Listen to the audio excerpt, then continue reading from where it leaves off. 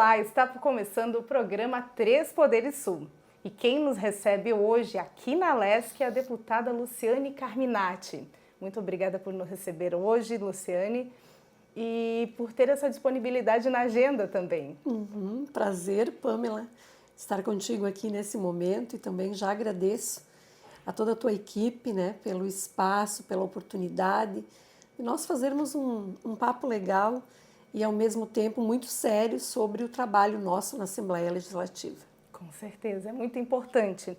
A deputada Luciane Carminati, ela integra a bancada feminina, é presidente da Comissão de Educação e Cultura e integra também comissões como do Trabalho e outras comissões importantes. E hoje a gente vai conversar um pouquinho sobre o teu trabalho aqui na Lesc e um pouquinho também sobre a tua carreira. Você está aqui no 4º mandato, né? 4º mandato. E também foi a 2ª maior votação da casa, né? Nas últimas 2 eleições, a 2ª maior votação. E você acha que esse fator influencia, você consegue conversar com toda a tua experiência aqui dentro, com os outros parlamentares, discutir pautas, mesmo de diferentes partidos, discutir essas pautas de forma tranquila? Então, claro que o fato de nós, nesse momento, já termos acumulado 4 mandatos, no exercício do 4º mandato, significa, Pamela, que a experiência que eu tenho hoje ela é muito diferente do 1º mandato. A gente aprende também a conhecer melhor o campo político, a se relacionar com os diferentes poderes, com as diferentes pautas, já que, embora eu seja uma deputada com pautas bem definidas, porém, os 40 deputados dialogam sobre todas as matérias. Então, esse é um exercício que eu tive que fazer ao longo dos meus mandatos. Mas, como a gente explica que uma deputada que, historicamente, os meus 4 mandatos, nunca foi uma deputada de governo, portanto, eu nunca tive cargos de confiança no governo, meu partido nunca esteve aliado, seja nos 2 governos do mandato do Colombo, governo Moisés e agora Jorginho, e ao mesmo tempo os governos têm a maioria na casa, porém eu consigo aprovar algumas leis fundamentais.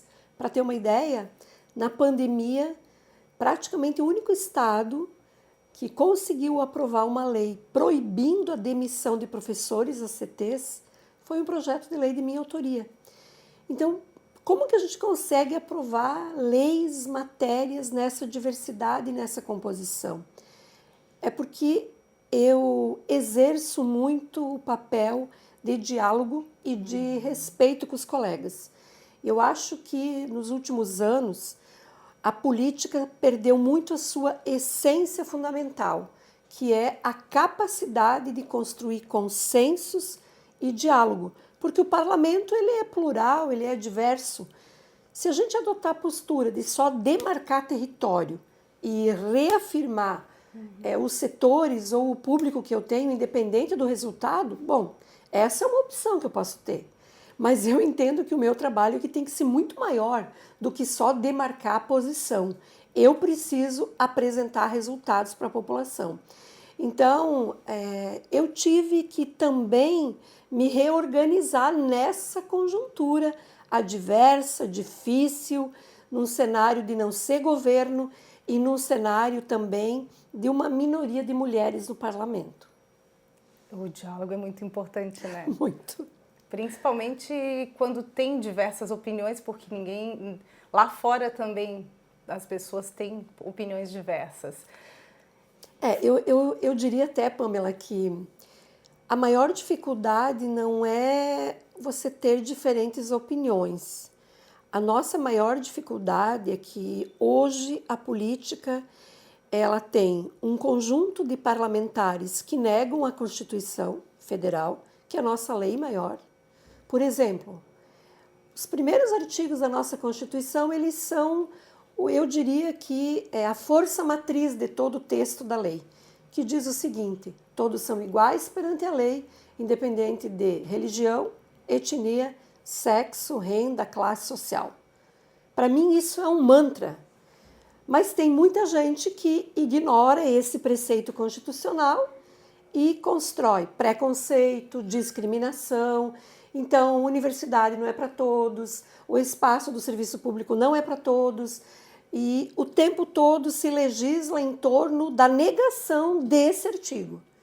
Então, a gente tem uma diferença que não é só uma diferença, eu diria, de opiniões, é uma diferença em quem acredita no processo institucional. Se olhar no aspecto do direito, eu me enquadro dentro do direito constitucional. Eu defendo a Constituição. Eu acho que a gente pode ter críticas, mas ela serve para nos orientar e para organizar a sociedade. Então, eu acho que o desafio hoje nos parlamentos é um pouco isso, é negar a lei, negar a ciência, negar a vacina, negar que tem violência contra a mulher, negar que tem violência contra negros, negar. Eu não trabalho para negar, eu trabalho num outro viés, para que a lei seja cumprida para todos. Você é uma grande defensora da pauta de educação. E como que você vê esse cenário hoje? Olha, se eu tivesse só o tempo meu para cuidar da educação, já seria de muito trabalho. Mas além da educação, nós temos outras temáticas importantes, como a cultura, a assistência social, a economia solidária, a pauta das mulheres, já que temos 37 homens e apenas 3 deputadas. Mas quando eu falo da educação, ela tem uma dimensão enorme. E as pessoas têm, acho que, dificuldade de entender o tamanho dessa política pública. Mas eu posso dizer para as pessoas, quem já não falou de escola pública, de universidade? Ninguém. Em Santa Catarina, no Brasil, no mundo, se você pegar qualquer família, ou você tem um histórico escolar, ou você tem, além do histórico escolar, pessoas que estão frequentando ou a educação infantil, ensino fundamental, ensino médio, ou na tua família você tem ensino técnico, ensino superior, ou seja, de um jeito ou do outro, a política de educação chega. Aqui em Santa Catarina, nós temos muitos problemas estruturais para resolver. E não são problemas de fácil solução, porque entra governo e sai governo, e a gente tem uma retórica de que vai fazer, mas uma prática concreta de que não chega esse discurso, essa narrativa nas mudanças efetivas na escola. Tanto é que agora, na última semana, eu fiz uma enquete entre os professores e eu perguntava: vocês acreditam que haverá mudanças com a vinda da nova secretária de Educação? E, de forma compreensível, mas para minha tristeza, a resposta foi não, não acreditamos mais. Acho que os professores estão muito desanimados, porque as escolas estão cheias de alunos, numa complexidade imensa. O próprio INEP está apontando que daqui 20 ou 30 anos nós teremos um apagão de falta de mais de 230 mil professores no Brasil. E se eu perguntar por que vai faltar professor e por que falta já hoje? Porque hoje todo mundo xinga professor, todo mundo se acha no direito de não respeitar a autoridade do professor. Nós temos também professores despreparados. Tem muitas universidades que entregam diploma, mas não entregam a formação. Nós temos problemas na avaliação, nós temos problema na infraestrutura. Como que a gente admite um estado rico como o nosso? Nós temos 83% das escolas estaduais sem climatizador funcionando. Então, a gente convive num estado que a propaganda é muito linda da educação, mas as coisas concretas, quando eu vi, por exemplo, 2 dados aqui, além desse que eu falei dos climatizadores. Quando eu vi que Santa Catarina é o pior estado se a gente comparar com os demais em termos de formação inicial até o final, ou seja, eu me formo, você está se aposentando, o meu salário é o mesmo que o teu. Qual é a expectativa, né, real de professor olhar para a sua carreira e dizer, eu vou investir, vou fazer uma especialização, mestrado, doutorado, porque o Estado vai reconhecer isso no meu futuro? Não tem. Então esse é um dado catastrófico. Quando a gente olha a legislação federal, número de ACTs e concursados. Qualquer escola que a gente encontrar hoje em Santa Catarina, da rede estadual, que as nossas famílias frequentarem, de cada 10 professores, 7 são ACTs.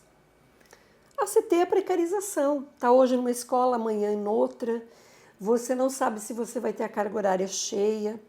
Então, são todas situações objetivas que demonstram o tamanho do problema ligado à educação. O governo faz uma propaganda grande da universidade gratuita. Eu já disse para o governador por várias vezes, inclusive nos últimos dias, disse a ele que a universidade gratuita tem os seus méritos, mas tem muitos problemas. E hoje os problemas estão numa crescente. Por quê? Porque a gente percebe que tem muita propaganda, mas não terá bolsa para todos os alunos, porque as bolsas se repetem. Se eu entro hoje para fazer medicina, a minha bolsa está cravada por 5 anos, não tem outro no lugar. Então eu tenho que contar esse aluno. Significa que não entra ninguém no meu lugar em 5 anos.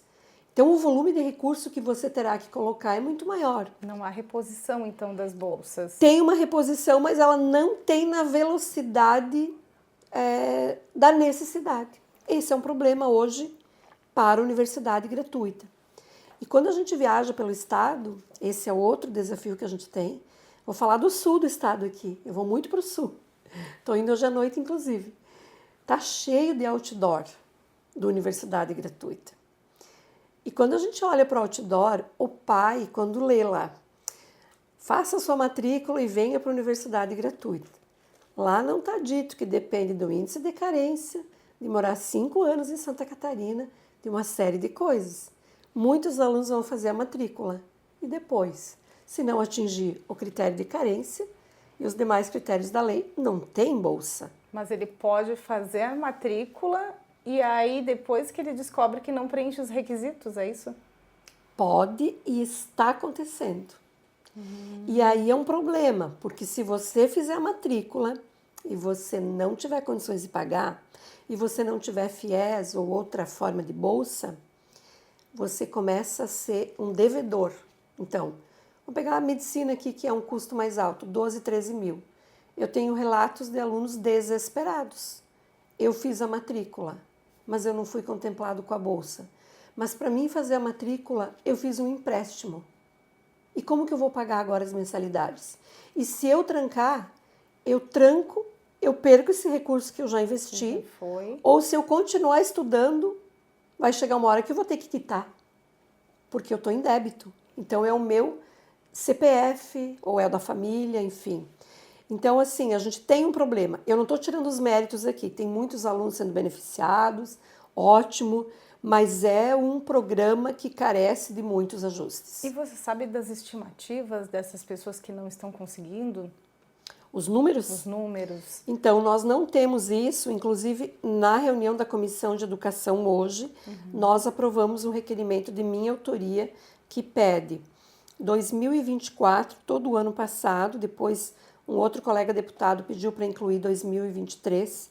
Então, 2023 e 2024, nós solicitamos a cada instituição do sistema comunitário, queremos saber quais os cursos e os percentuais e quantidade de alunos que foram beneficiados e, ao mesmo tempo, quantos não foram e quais cursos não tiveram bolsas. Nós vamos ter essa resposta nos próximos dias e aí a gente vai ter a dimensão do quanto isso precisa ser discutido. Para entender. E voltando no assunto de ACTs, geralmente o professor ACT é para ser um professor de caráter temporário, né? E não é o que acontece, né? Muitas vezes ele entra no início do ano e acaba ficando até o final do ano.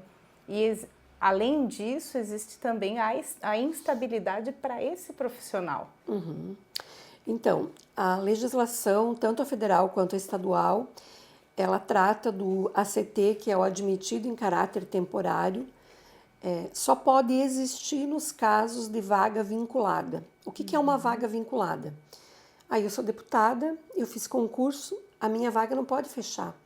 ela fica vinculada a um ACT, porque a hora que eu resolver voltar, eu tenho que ter a minha vaga assegurada. Então, o Estado coloca um ACT. O que aconteceu no Estado de Santa Catarina, e eu quero dizer isso com todas as letras, não é mérito desse governo, infelizmente é uma coisa que se repete. O governo Jorginho fez um grande concurso público. A minha crítica é na carga horária, mas o número de vagas. E você acha que atendeu esse concurso público? Não, porque a fala foi o maior concurso da história, maior em termos, maior pelo número, porque são 10 mil vagas, de fato é o maior. Muitos especialistas, AEs foram contratados, né, assistentes de educação e professores de sala. Mas por que é em partes? Porque quando você contrata um professor concursado com 10 horas, ninguém sobrevive trabalhando um dia por semana. O professor não ganha tão bem assim. Ele tem que pegar mais horas. Então ele vai ter que ter contrato. De caráter entendeu? ACT. Então ele continua ACT. Então é uma falácia dizer que esse último concurso ele vai diminuir consideravelmente o número, né? Então o ACT ele tem essa vaga vinculada. Em Santa Catarina nós temos um processo inverso. A vaga vinculada virou exceção, né? O que é provisório virou permanente, em outras palavras, né? Então a gente substituiu. E a legislação federal, ela fala em 90-10. Ela diz o seguinte: de cada 10 professores, 9 são concursados e 10 é o limite de ACTs. Aqui nós temos 70-30. Tá muito distante 70 de 10, né? Bastante. Então, tá bem difícil. Você também é especializada em educação especial, né? E como que você vê o cenário da educação especial agora, a importância do segundo professor? Porque tem muitas escolas, falando também de município, estado, algumas famílias não estão conseguindo o segundo professor, o professor auxiliar, para casos de crianças atípicas, né? Sim. Então, eu diria que hoje na educação o tema mais desafiador é o tema da inclusão.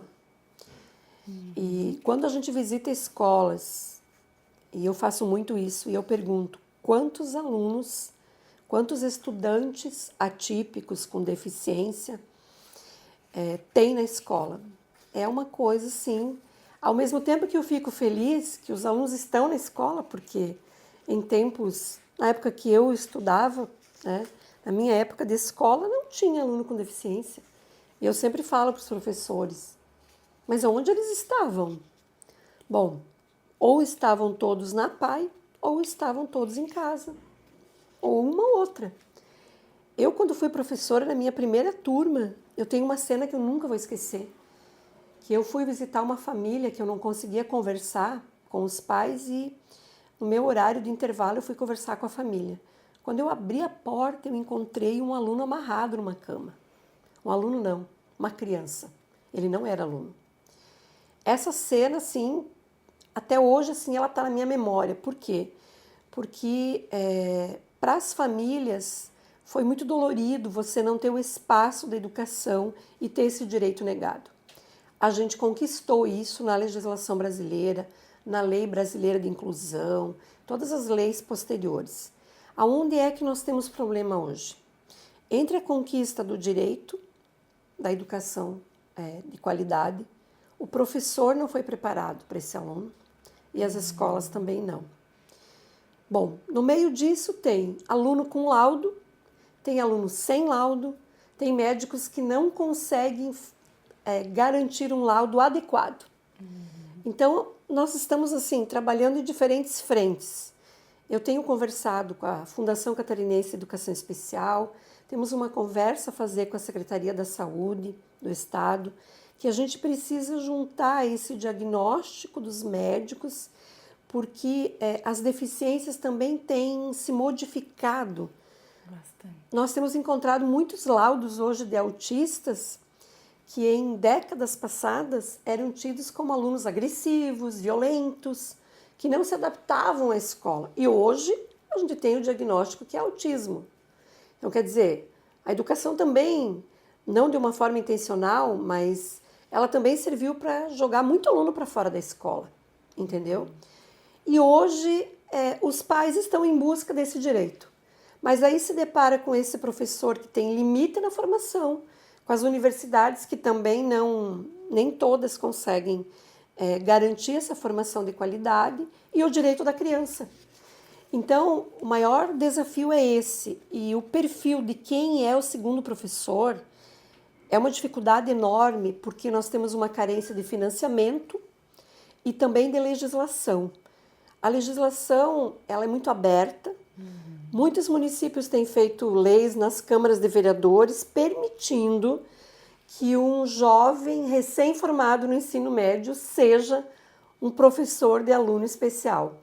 Então, nós temos encontrado, assim, absurdos, não tem uma fórmula mágica, e aqui eu diria que para os próximos anos esse é um dos principais desafios da educação. Não só aqui no estado, no Brasil como um todo. E não apenas na educação especial, né? Por exemplo, no ACT, professores, estudantes e professores que também não têm a especialização podem dar aula, né? Sim, nós temos uma dificuldade, você fala da formação geral? Da questão da formação geral, as áreas afins. Sim. Já conheci até um caso de um professor, ele tinha estudado Direito e estava dando aula de Sociologia.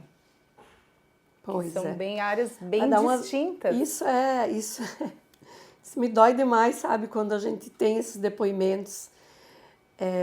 Há um tempo atrás, nós tínhamos dados que apontavam o maior problema de falta de professores formados em física, química e matemática.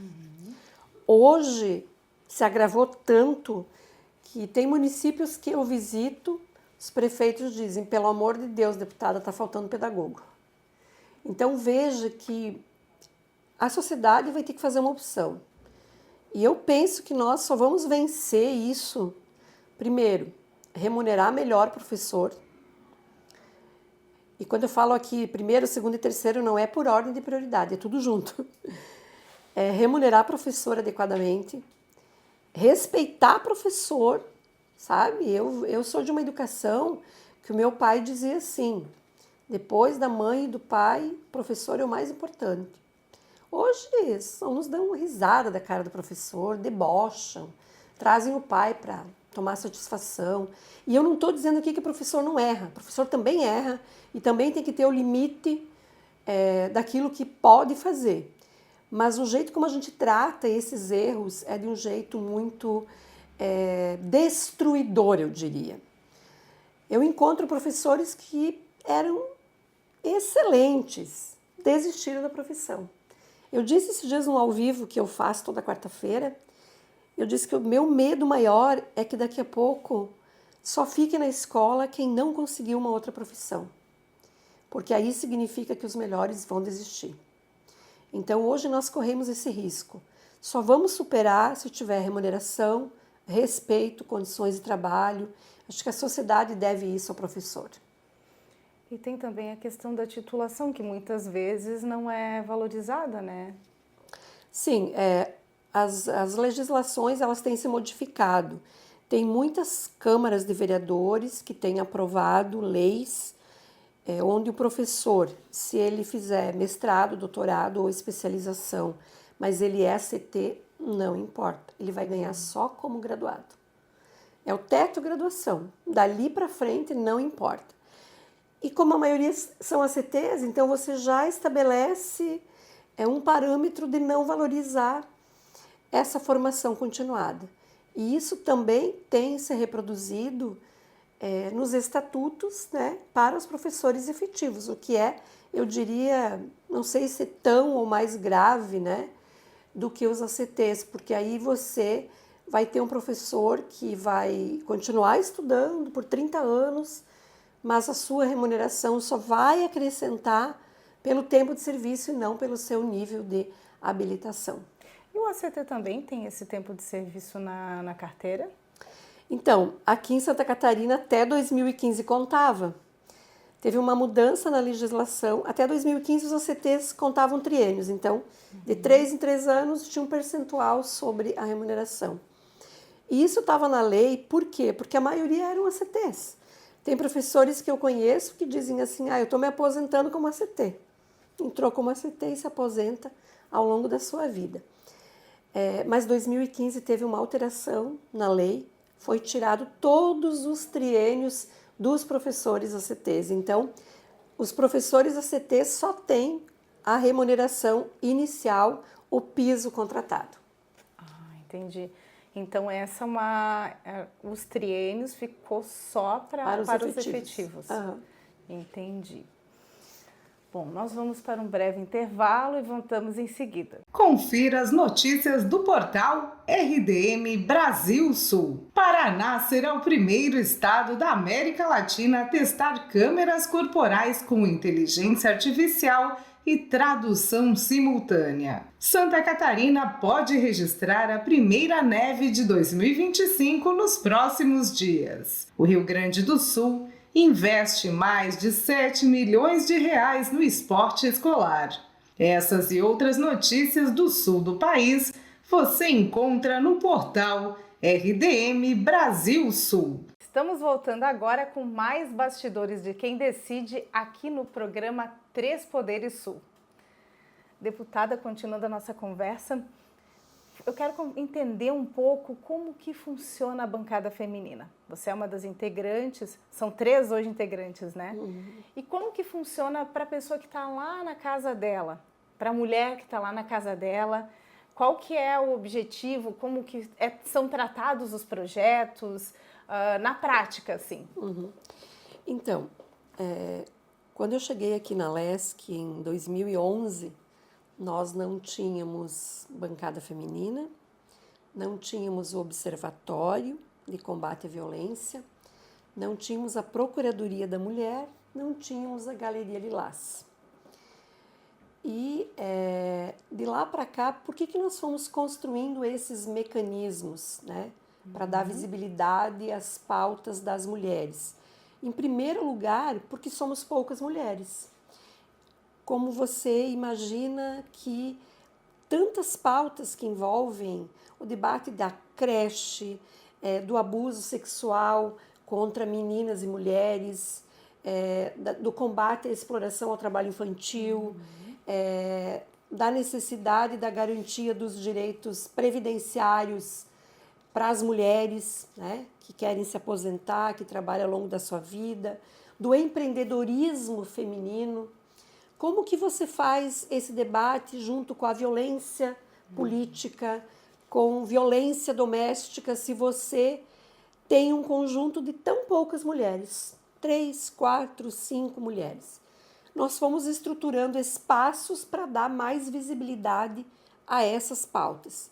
Então, quem integra as bancadas, a bancada feminina, quem coordena o observatório, a procuradoria são mulheres que estão nessas funções. Atualmente eu respondo pela Procuradoria da Mulher. A Procuradoria da Mulher, ela está presente em quase 90 municípios catarinenses. De tempos em tempos a gente tem mais um município entrando, então devemos chegar a quase 100 municípios pelas últimas informações que temos. São procuradorias que são coordenadas por vereadoras. Então, a Procuradoria está aqui, que é a da Assembleia, com as procuradorias, uma em cada município.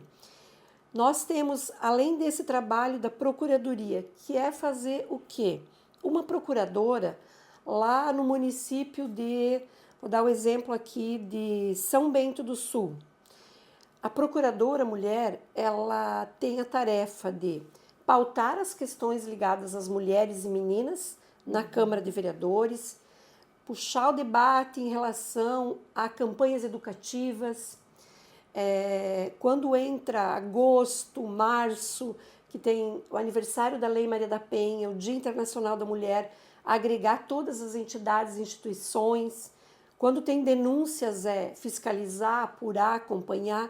Então, as procuradorias têm um trabalho que eu digo sempre, é só vocês olharem para a realidade que não tem limite, né? porque tem muita coisa a se fazer nessa luta por igualdade entre homens e mulheres. Bom, a Procuradoria tem um pouco essa característica. A bancada feminina, ela foi criada como a primeira estrutura, antes de termos a Procuradoria. Para depois criar as outras Isso. estruturas. A primeira foi a bancada. Ela foi a que abriu.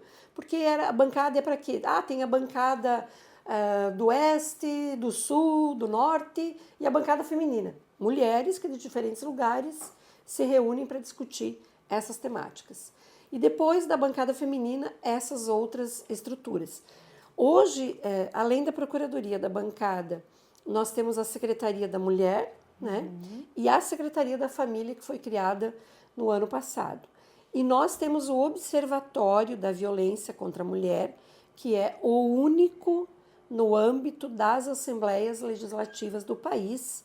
Tem um reconhecimento, a nossa ministra das Mulheres já esteve aqui conhecendo.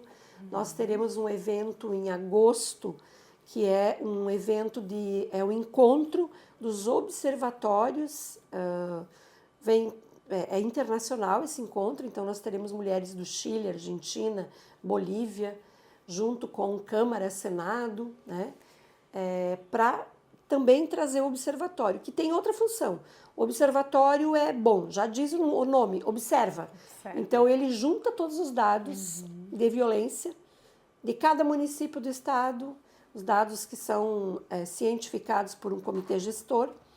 E agora a gente está entrando numa fase de análise de dados e, além dos dados, o que é possível construir de políticas públicas. É importante a gente sempre lembrar que violência doméstica não é apenas a violência física. A violência verbal, a violência psicológica também são violências... Financeira também. Financeira, que muitas vezes a mulher nem sabe que está passando por um problema, por uma violência, e na verdade depois da conscientização, que isso também é bem importante, né? Ela descobre que ela passava por uma forma de violência, né? Tem institutos hoje que apontam que todas as mulheres já sofreram algum tipo de violência. E eu falo sempre que um dos maiores desafios é a gente se dar conta, é isso que tu disse, Pamela, a gente perceber que tem violência, porque ela é muito sutil às vezes, né? Ela é suavizada.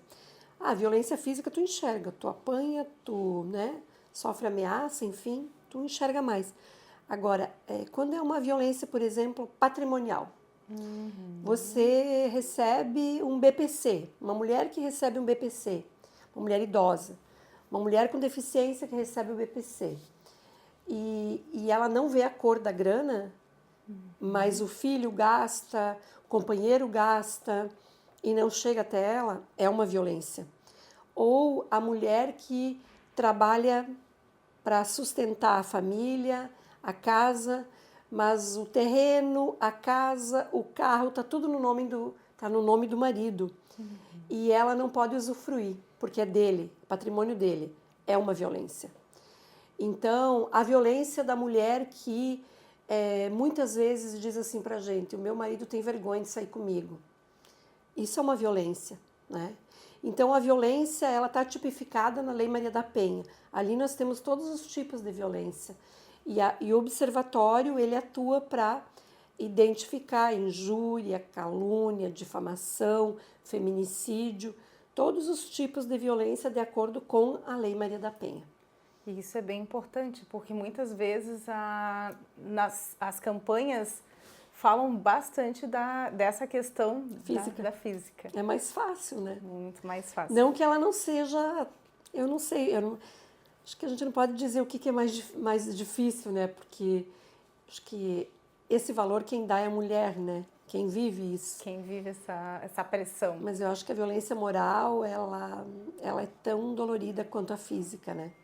E essa questão da patrimonial, em alguns casos até, em questão de habitação de governo, geralmente, até aqui em Santa Catarina tem que a casa é colocada no nome da mulher para prevenir de alguma agressão, de alguma violência, né? Então, nós temos já alguns programas bem importantes. Minha Casa Minha Vida, em nome da mulher. Bolsa Família em nome da mulher. Por quê? Não é por acaso, porque o presidente, quando criou, resolveu escolher as mulheres. É porque tem dados concretos. Na maioria das vezes, quando há uma separação ou abandono do lar, é o homem que abandona. Quem fica com os filhos é a mulher. Então, as políticas públicas também precisam enxergar isso. Se é as mulheres, que na maioria das vezes, não estou dizendo todas, tem muitos casos que são os homens, mas eu estou falando dados concretos. A maioria das vezes fica para a mulher, mesmo a mulher que só trabalhou em casa, só não, no sentido de que ela não teve uma profissão externa. Ela tem que dar conta dos filhos e aprender uma profissão, então é justo que o Bolsa Família esteja em nome dela e é justo que também a casa esteja em nome dela. E tem uma outra coisa associada também, que é a questão do uso do álcool. Está mais ligado ao homem. Então, se a mulher recebe o Bolsa Família, quando ela pega esse dinheirinho, ela vai comprar em comida, material escolar, remédio, roupa para os filhos. Isso tem dados. Tem dados concretos. Agora, eu não saberia te dizer, mas os dados apontam, por isso que quando se formula políticas públicas, você resolve, então, né? Não, vamos vincular com a mulher, porque é para proteger o objetivo do programa. Senão, você descaracteriza o objetivo do programa. Você também integra a frente parlamentar que é relacionada a pessoas em situação de rua. Esse é um cenário problemático de Santa Catarina, no geral, mas principalmente aqui da Grande Florianópolis, que a gente vê no noticiário todo dia. Como que você está enxergando esse cenário e o que você acha que precisaria fazer para começar a resolver o problema? Então, acho que o primeiro desafio que a gente tem é compreender, é entender que não é um problema de fácil solução. E quando eu digo isso, eu estou dizendo o seguinte: Pamela, se eu disser assim para ti, é fácil, é só você ir lá, pegar todos os moradores de rua, colocar num ônibus e levar para uma colônia agrícola. É ilusão dizer que só isso resolve. Seria fácil, né? Seria muito fácil. Nossa, eu seria a pessoa mais feliz do mundo, porque aí tá fácil. Você pega uma área de terra, pega todo mundo e leva lá para produzir. Não é de fácil solução. Porque a população em situação de rua está ligado. Tem um problema concreto, que é o custo do imóvel, o aluguel. Então, vamos falar aqui bem abertamente. Quem mora nessa região aqui de Florianópolis? A região central. Quem consegue pagar aluguel na Grande Florianópolis? É casa, é deslocamento, é condomínio. Bom, então você tem um problema que é do aluguel. Quando você cruza o aluguel com a tua renda, 70% dos catarinenses ganham até 2 salários mínimos. 2 salários mínimos, você consegue pagar aluguel aonde? Que você tem que comer, vestir, né? Tu vai gastar com educação, saúde, enfim. Então, tem um problema que é o custo dos imóveis. Tem outro problema que está ligado aos vínculos familiares.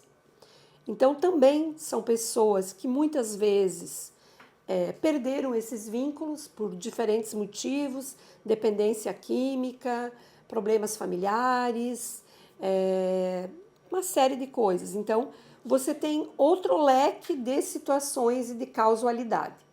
Você tem uma outra situação que é a ausência da integração das políticas públicas. E é uma coisa que eu sempre enxergo assim. O mesmo aluno que vai para a escola pública é o pai e a mãe que está ali em situação de rua, que bate no CRAS, que bate no CRES. Ou seja, nós estamos falando aqui do mesmo perfil, mas quem é gestor da saúde, da assistência, da educação, não conversa. Os setores não se conversam. Exatamente. Então, por que a gente tem dificuldade de encarar essa problemática toda? Porque eu acho que nós temos um problema de gestão. Eu até, essa semana, eu ouvi uma fala do prefeito de perdão, do governador de São Paulo. E ele falava disso, eu disse, opa, até que enfim, até que enfim eu escuto algo que eu concordo com ele. Porque ele disse, é um problema de políticas públicas. É verdade, é um problema de políticas públicas, mas não dá para a gente sair dando grito e dizendo que agora então nós vamos colocar a polícia em cima, nós vamos limpar as ruas, porque aí tem um conceito de higienização, né? Limpar significa o quê? Tira todo mundo que é pobre, todos os sem-teto das ruas, para mim circular livremente na minha cidade. Não importa onde eles estarão. Não importa, inclusive, se eles não estarão. Não importa. O que importa é eu ser dono da minha cidade. Qual é a sua opinião sobre a Passarela Nego Querido? Eu acho que ela pode ser uma alternativa, né? Eu acho que é um espaço central, espaço grande, mas olha, eu estive lá por 2 vezes e eu precisaria ter toda uma reforma ampla e garantir serviços decentes, dignos, né? É a mesma polêmica do restaurante popular com a população em situação de rua. Eu vou dar um exemplo de uma coisa que eu fiz uma vez na escola. Eu acho que traduz um pouco isso, assim, é de outra situação, mas para entender o que é a gente querer resolver problema. Eu tinha um aluno de 7 anos que ele era repetente e era um aluno extremamente agressivo. Ele chegava todo dia atrasado na escola e cheirando muito mal. Todo dia atrasado. E aí os alunos já me olhavam e diziam, prof, de novo fulano de tal atrasado. Para dizer o seguinte, manda ele para a secretaria. E eu mandava para a secretaria para ganhar um bilhete para levar para os pais. Mas os pais nunca vinham para a escola. E um dia eu resolvi ir falar com os pais. Entendi. E quando eu cheguei na casa desse menino, depois de passar por ladeiras e valas e fossas, esgoto, tudo que tu tinha que pular e até chegar na casa dele. Cheguei numa casa de madeira e uma tábua sobre a outra, de chão batido, sem luz elétrica. E eu bati na porta, ninguém veio me atender, e aí a vizinha abriu a janela do lado e me disse, o que a senhora quer? Aí eu disse, eu quero falar com a mãe aqui do meu aluno, porque ele chega todo dia atrasado.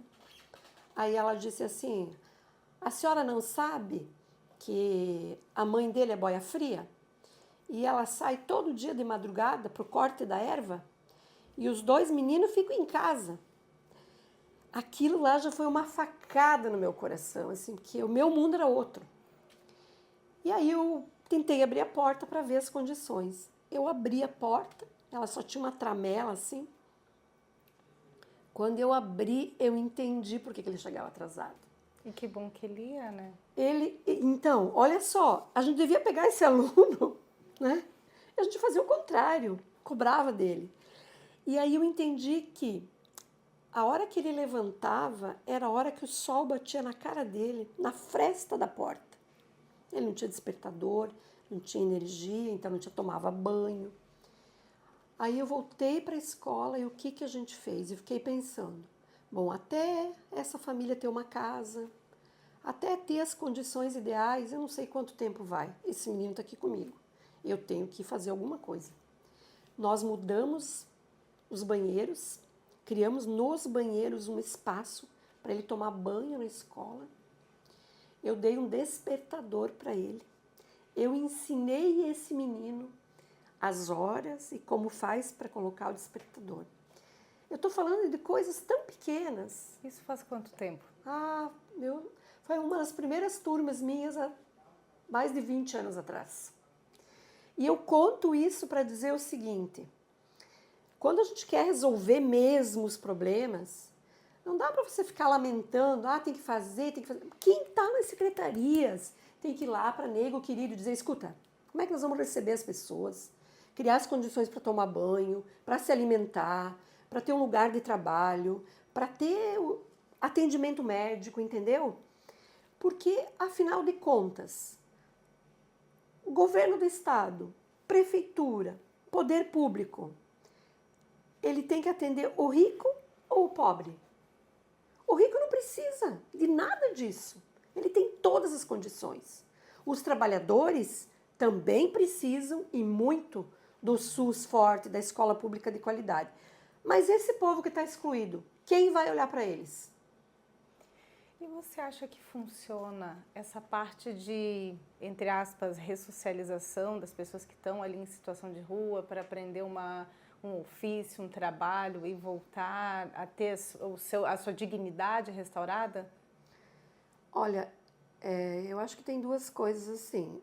A gente não pode ser romântico nisso, dizer, basta criar espaços e eles vão, tem uma profissão e vai dar certo. E aí tem a ver com uma lei que nós discutimos aqui, e eu me lembro que foi um debate que fizemos, uma lei que eu defendia, que era o seguinte: as mulheres vítimas de violência doméstica, elas precisam ter renda. E uma forma de ter renda é ter profissionalização. Aí vem alguém e diz assim, mas tá cheio de turma lá no SEDUP, na universidade, nos institutos. Não está entendendo nada. As marcas que essa mulher tem, ela não vai conseguir ir para uma turma dessa. E tem a questão mental também, que está totalmente... E ela vai dizer, o professor está lá falando de uma coisa e ela está pensando, como é que eu vou dar comida para o meu filho? Como é que eu vou voltar para casa? O mundo dela é outro. Então, se a gente quer de fato ressocializar, nós precisamos pensar projetos que partam dessa escuta dos sujeitos, dessa realidade. Quando eu falo que eu não sou romântica é porque não dá para colocar todo mundo numa escola e dizer que agora deu, que vai funcionar. Não acredito nisso. Por outro lado, se eu não tiver esperança de que as coisas possam melhorar, eu não tenho função onde eu estou, então, né? Eu sempre acho que a vida pode ser melhor, que as pessoas podem mudar, que as pessoas podem aprender, que as pessoas podem se reorganizar na vida, desde que haja oportunidades adequadas para as pessoas. Isso é bem importante, mas também tem toda a questão social de levar essas pessoas para entender também a questão mental delas, que geralmente tem outros problemas que fazem com que essas pessoas cheguem até as ruas. Sim, é aquilo que eu falava antes das causas, né? Eu acho que hoje, assim, de uma forma geral, se a gente entrasse num debate, não só para a população em situação de rua, mas nós todos aqui. Acho que o ser humano hoje ele está vivendo vários conflitos existenciais, né? O mundo do trabalho se modificou muito, o mundo da tecnologia, a expectativa sobre a escola. Eu estava vendo uma matéria ontem de uma menina que foi morta, assassinada, e o cara que matou ela a facadas, ele simplesmente disse que a alegria dela incomodava ele. Eu fiquei muito chocada com isso, assim. Mas esse é o mundo que a gente está vivendo hoje. A semana passada eu estava no sul do estado, em Tubarão, e eu fiz uma conversa com uma psicóloga que é amiga minha, e ela tem uma clínica, e ela me relatou os casos de crianças que têm chegado no consultório dela com tentativa de suicídio.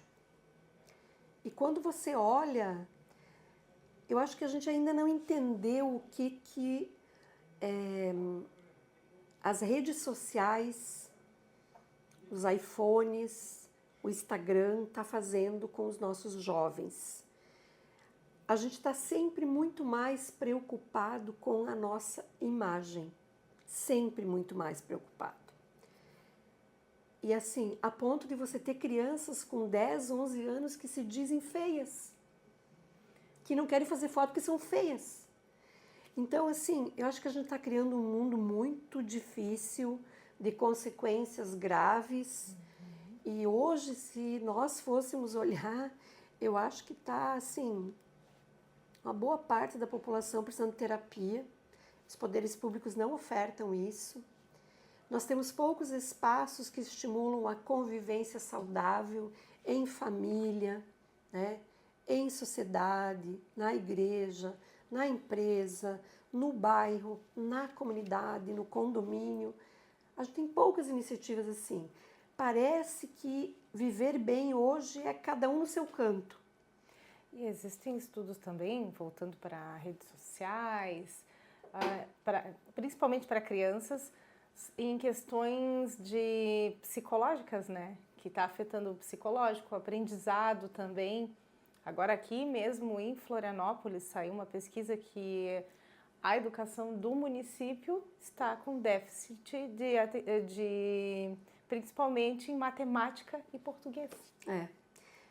A leitura e a escrita e o raciocínio lógico matemático, ele é um problema que tem várias causas. Eu diria que uma delas é o não exercício do pensamento, né? Então veja bem, o que faz um celular na tua mão? Você está sempre ali, ó. Eu vejo pelo meu filho a dificuldade que é você pegar um livro e fazer ele ler do início ao fim. Porque a tela ela é imediata, ela é instantânea, mensagens curtas, rápidas, muito brilho, intuitiva, né? Então, isso é uma mudança enorme. Bom, a matemática, ela exige um raciocínio lógico, abstração, né? Capacidade mental. Então, por que os cursos de engenharia hoje têm poucos alunos? Porque os alunos que chegam na primeira fase, até entra 40 alunos. Quando começa a entrar na segunda, terceira, que exige bastante, né? Aí você pega a leitura e a escrita. Nós temos um déficit já que é da alfabetização. Tanto é que o Ministério da Educação criou um programa porque ficou assustado com os índices pós-pandemia. Nós temos em torno de 70% das crianças brasileiras com 8 anos de idade que não sabem ler e escrever. Que a pandemia era tudo tela, né? E na tela não tem, né? Tu desliga lá. Tanto é que eu lembro de professores falando que um dia mandaram abrir a tela, a câmera, tava todo mundo de pijama. Por quê? Porque era fácil, em casa, tá tudo certo. Tá tudo bem. Aí dorme um pouquinho, tá lá. E a aula fica rodando. E a tela fica ali. Deputada, presidência do PT. O que você tem para falar pra gente?